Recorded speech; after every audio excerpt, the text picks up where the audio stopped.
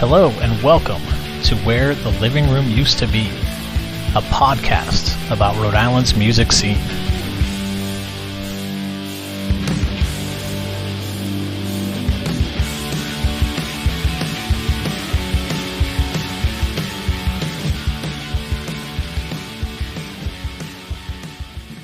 Hey everyone, it's James. On this mini episode, Russell Gusetti provides some of the most practical advice a musician can do to get attention, as well as what not to do, and a lot of the reasons why he continues to do what he does with regard to shows. Thanks as always. If you've been enjoying this podcast, please tell a friend, and don't forget to head over to Diamond Hill Park in Cumberland, Rhode Island for the 10th Annual Summer Solstice Festival this Saturday, June 18th.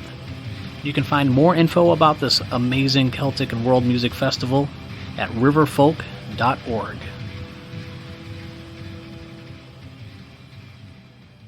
Russ, I wanted to ask you, has there been any musical advice that, or I guess it could be just advice in general from, operating a business or anything like that, but is there anything that a mentor, a fellow musician, that they passed along to you that you would like to share? I think pretty easily it is to honestly treat everybody you work with really nicely and with respect, which should be a no-brainer for everybody everywhere, but especially in Rhode Island. This is such a small state. You are going to meet people that you meet early in life. You're going to meet them again several times, and you want to know that you treated them really well because you may have to work with them, and they may want to work with you. It's really interesting seeing people go up and down when you're just starting out as a band or when you've been established for a while, or all of a sudden if you're, in a different position, you're going to run into them again. And remember that this is a job. It's obviously, again, what we love, but being a musician, being in a band, running a venue, it's a job, and you have to treat it, you have to treat it like a job as well, too. And that means being fair for everybody. It's one of my biggest things as a musician, and I see it occasionally happen now. It's like, don't agree to a gig and then take a better paying gig and blow, it's just, you can't do that. I get it. It's terrible that you're not making as much money, but people will find out, and it's like the worst thing. If people can't trust your word, that's like just a little bugaboo, but it's a big one. It's like, that tells me how you're going to treat me in the future. Yeah. Is to kind of do that. Music. It's about getting paid, which, yes, we all need to get paid, but we do, but it's short-sighted because you may be blowing, 5 more gigs in the coming years by alienating the person that you did that to. So it's like, it's short-sighted. Honor what you say you're going to do. And, I do remember as a performer, my one performing thing that is barely even a musical thing, but it's like, I was told, I can't remember who told me, but I've reiterated it a lot. Don't make a face when you make a mistake. So when you're playing on stage and you're playing that guitar lick and you mess up, so many people tend to make this big, face and look around. They're like, throw their head up. It's like, guess what? The audience doesn't know. They hear something. They don't know which musician did it unless you make that face. And it's like, unless you're being recorded, that's gone to the ether. It's like, play a poker face up there. Nobody knows it happens. It's a little blip. Yeah. But it is funny, and that can really, people get so self-conscious, especially when you're starting out. It's like, it's gone. You can't dwell on that. And that can unfortunately ruin your whole, performance sometimes, is if you get really freaked out about it. But I always thought that was funny. And I'm like, and I look now and I'm like, oop, you just made a mistake. No, I mean, I've shared it in the past that is why I intentionally chew gum. I mean, I don't need to sing, but why I chew gum when I play drums is just because it kind of masks some of that stuff, just because I'm kind of moving my face a lot. And I have learned that as well, just because I have be like, I messed this up, as most musicians. Sure, we all do. We'll tend to focus on the negative part and be like, how was the set? It was good. I messed up the one thing once in one song. Yes. That's the, the second thing I'm telling you, when there's not all of the other things I did and these other, but that you did really well, and you dwell on this up. But I just started chewing gum because it just kind of masks that. Because it is, admittedly, it's a little bit involuntary in a sense. It's not like, I'm just doing it and be like, oh man, but I missed that fill there, or I missed whatever. Yep. But yeah, no, it is important just because, the fans or the people that are at the show, they're looking for a good time. They're looking for those other things. Or, I also have a ton of respect for people that are playing cover music, or, I'm sure that if you're playing traditional songs as well, Russ, that there are people that know these things. Correct. I've never done that, never been able to do that. So to, be upfront, that's the way I played it that night is how that song goes. That's exactly right. Like That's what I meant to do. Yep, I wrote the drum part. That's what it is now.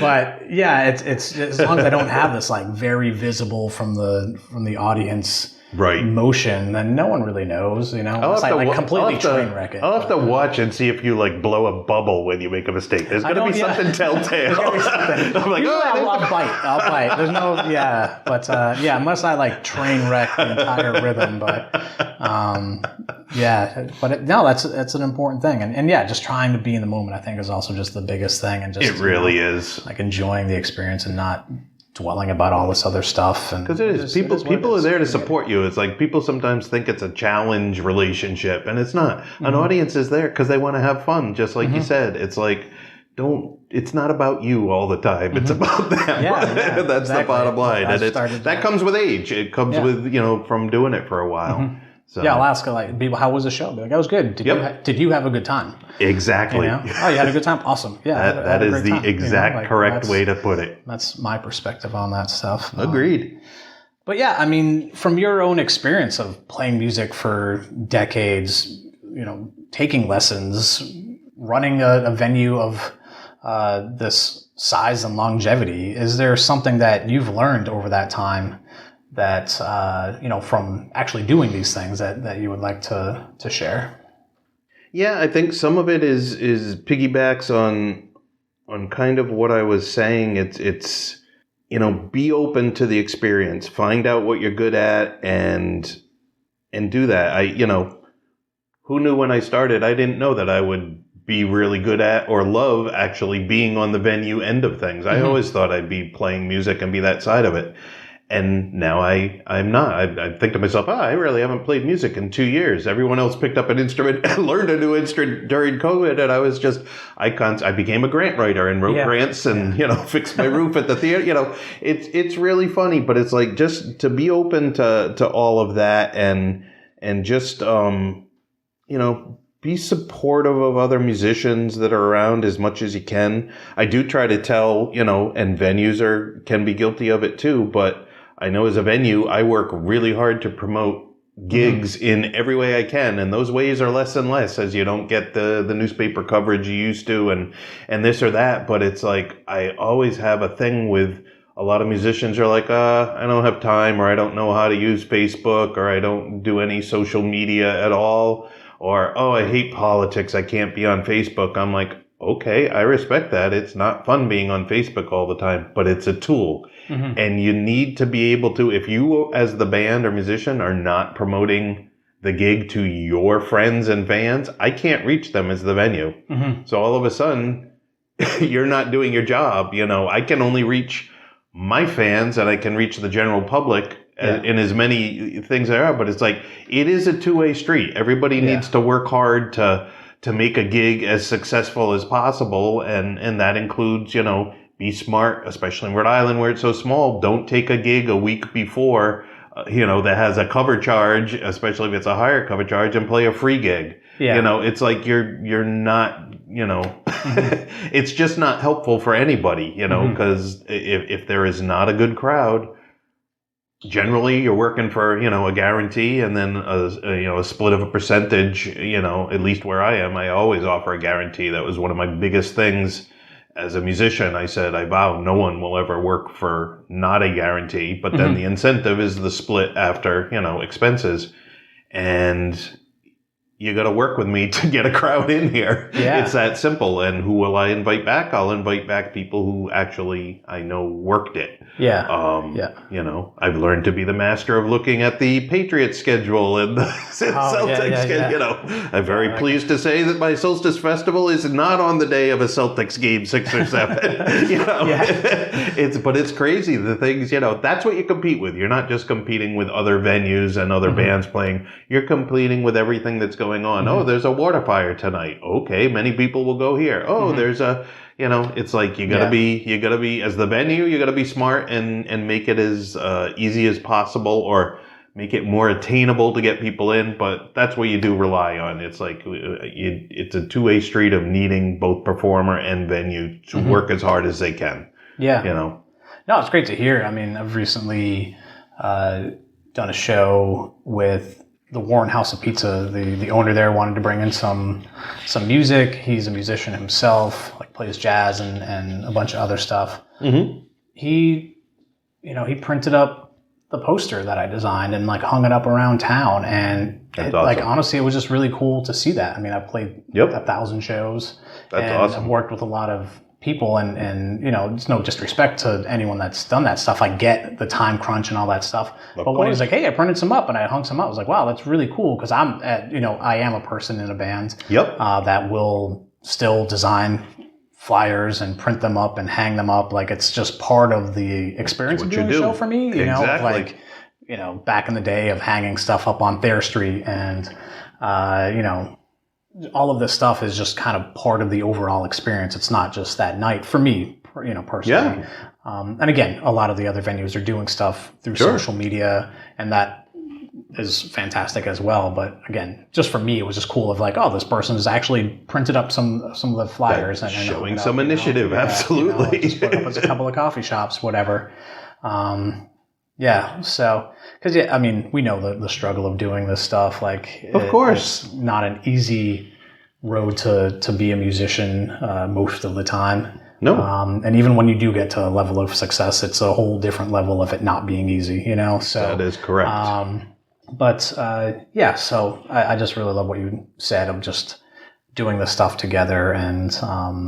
It's sharing the responsibility and then sharing the good that comes of it. If everybody works hard, it's one of the reasons, James, that I don't book usually more than a show a week. I'll occasionally do a Saturday, Sunday, this or that, if the band's just too good to pass up, and that's the one day I can get them. But there's just not enough audience in general or enough coverage. If you send in, that's one thing I learned from working at the newspaper is like, if I send in a press release and I have 3 events that week, they're going to pick one to cover. Yeah. And maybe you get a sentence at the end of the press release on the main one about the other ones, but there's only so much. It becomes oversaturation. And I will say that also from, I constantly will tell bands that send in their pictures and I'm like, oh, so I see 4 white guys sitting around a table. You don't have instruments and you're kind of not smiling.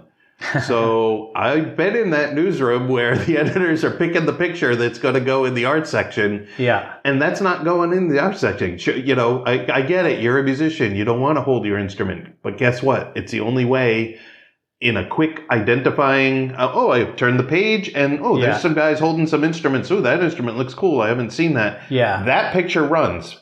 People that are not smiling and just doing nothing, you could be accountants sitting at that table. Yeah. It's like, I have no idea. And it won't run. And that's the bottom line. And I've seen that decision. I've made that decision myself. I'm like, that does not make the newspaper look good, Yeah, no, that's an interesting tip. So it's funny. And it's, still, I end up, you get, does it take long to change? No, but I end up getting photos in from bands that are like, 72 DPI web resolution. And I'm like, oh, that is 4 foot by 5 foot, take it on the phone. It's not sized. It's not, I'm like, please don't make me work harder. Those are just little gripes, but it is funny. It's a good piece of advice. It's fun seeing send in print ready stuff and, get your ducks in a row and make it easy, it really is that far. And same thing, make sure your tech information is correct. I don't want the rider from 2014 that has 2 different band members. Oh, yeah. And it's like, you still get that as people show up and it's like, oh yeah, no, we changed our tech. And I'm like, okay. That's not what I was prepared for. Yeah, we're already set up this way. The board is labeled and, it's like, again, it's just like everything else in this business, James, is just be courteous and know that nobody is making a ton of money here and just try to help each other have the best experience you can. Yeah. That's when it's good, Yeah. Don't piss off the sound man. That's just always a good bumper sticker sign. Yeah. That should be carved in something, even if the sound guy is being cruel to you, just be like, be nice. Yes, sir. Yes, ma'am. Whatever it is, just, until the set's done. And then, but yeah. And then, last question with this segment. I'm just always curious what inspires you. It could be musically, it could be just in life, but, what has kind of helped continue to drive you to do what you do? Yeah, it's, those big questions are tricky, but they're simple. It's like, it's being nice and making people happy. That sounds like kind of silly and trite, but at the age I am and what I've been doing, it's like, that's what brings me joy. When I can put on a show and see faces coming in the door, hopefully attached to bodies, would always be good. But, when I see them here and, my volunteers greet them by name and it's like cheers. Hey, Norm, It's like, but that's cool. And then they are having that interaction, that special interaction with the band. It's like, that's why I do it. It's making the world a little bit happier and giving the fact that you can come here for 3 hours a day and just get away from all the other insane stuff going on in this world and not look at your phone for 3 hours and not, worry about what's going on in the Ukraine or anything else. It's like, but for peace of mind, you need that respite. You need that place where you can just enjoy and more than anything, oh my goodness, I'm in a room with people I don't know, or you probably do know many of them here but it's like, it's not just a party where you know everybody. It's like I am sharing an experience with people that I don't know, seeing a band who maybe has never been here in the country. Like that's cool. Yeah. That is a cool kind of thing. So, that's again, sounds very basic and easy, but that's what's pushing me now. It's and certainly the sexy hot cars that I have now. So that's running a nonprofit, right? Best money idea ever. We do it just like musicians. I do it because I love it. Musicians play because they love it. And, it is something special. The art world and the music world is a special thing. And I think especially in Rhode Island where we get to know everybody really well. It's small enough where you really do, even if you don't hang out with them all the time. That's what's been really cool to me for the Rhode Island Music Hall of Fame is meeting all of these people that I've always known, but I didn't necessarily hang out with and have a talking relationship with. But, a lot of the times now we do. And it's, and guess what? They're kind of the same. They're just as nice as the people I already hang out with. I just never had an opportunity to do so before. So it's good. Music world's a good place to meet people. Yeah. Yeah. It's definitely being able to share and create with each other. Just have these really, impactful, sometimes lifelong relationships. Absolutely. Really cool. Yeah. So, well, thanks so much, Russ. That was really cool. Thank you. And some insightful tips there. Nice. Appreciate it. Hope we see everybody at the Solstice Festival, June 18th. Nice. Thanks again for listening. During the full episode, Russ talked about how Rhode Island Music Hall of Fame inductee Ken Lyon played with Pendragon for a period of time. And one of the most popular songs they performed together was a rendition they did of Doc Watson's song, Handsome Molly, that featured Ken on bass and vocals. I have that for you next here, and I hope you enjoy.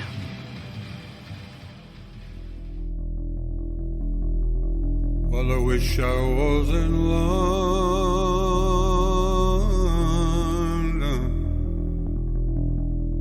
some other seaport town.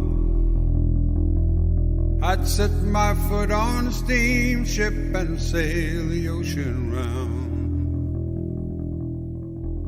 I'd sail across the ocean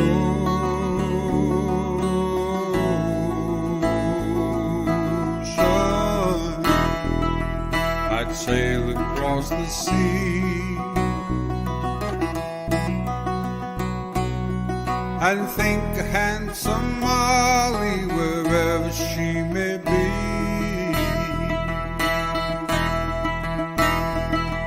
Now you remember Molly,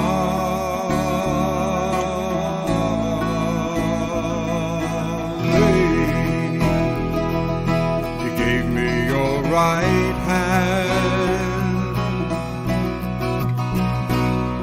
and you vowed if ever you married that I could be your man.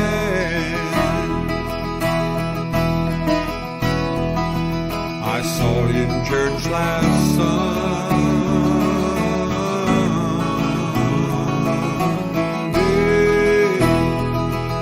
You passed me right on by, and I knew your mind was changing by the rolling of your eyes.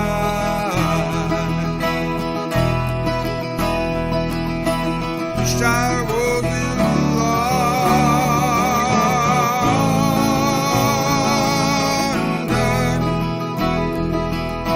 some other seaport town. Set my foot on a steamship and sail the ocean round. I'd sail across the ocean,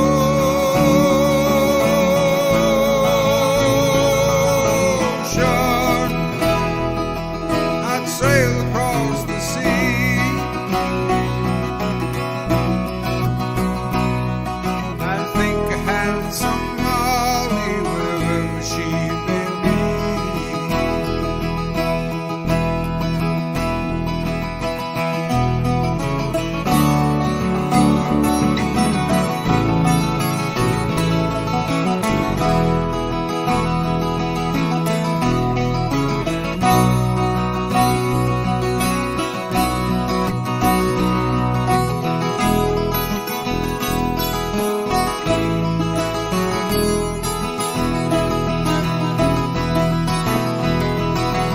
I'll go down by the river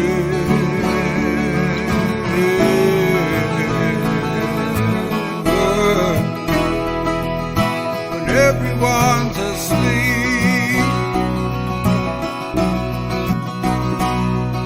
I think a handsome Molly and lay me down and weep. Oh, wish I was in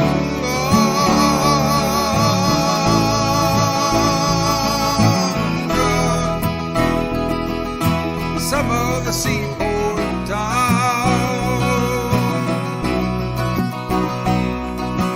Set my foot on a steamship and sail the ocean round. Sail the